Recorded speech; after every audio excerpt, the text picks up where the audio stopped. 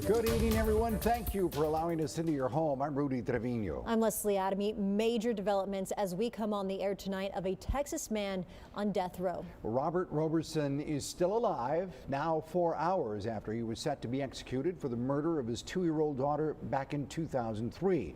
And tonight we've learned that he will not be executed tonight.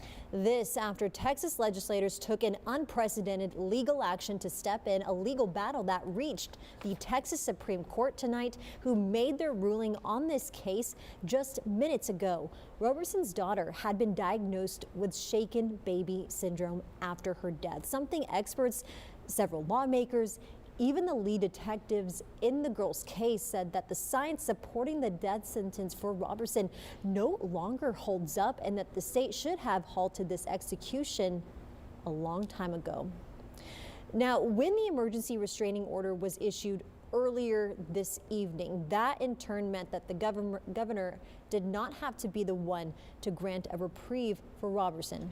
Now, the governor does have that authority to do so. Abbott was in Corpus Christi when the news broke about the Travis County judge granting that temporary restraining order that would stay the execution of the death row inmate. Our Bill Churchwell was there for the governor's visit to downtown Corpus Christi. He joins us now. And Bill, did the governor have any sort of comment on that unprecedented subpoena that saved Roberson earlier tonight?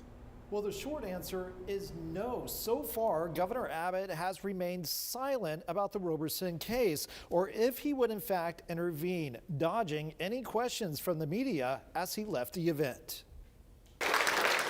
Governor Greg Abbott speaking in Corpus Christi before the South Texans Property Rights Association over at the Omni. It's where he touted the Texas economy, efforts to curb illegal border crossings, and took jabs at the Biden and Harris administration.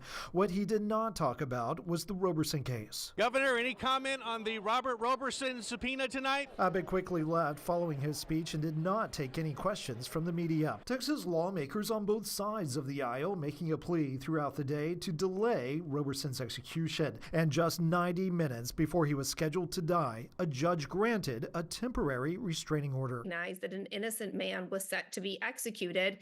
And,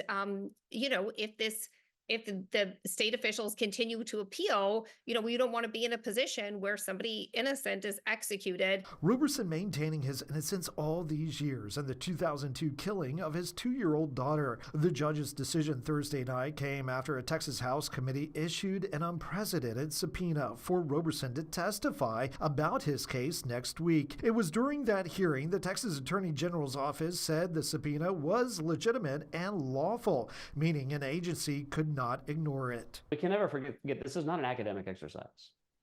A man's life quite literally hangs in the balance. Governor Greg Abbott does have the authority to issue a 30-day stay at any time prior to an execution. However, Abbott has only used his power to do so once during his time in office.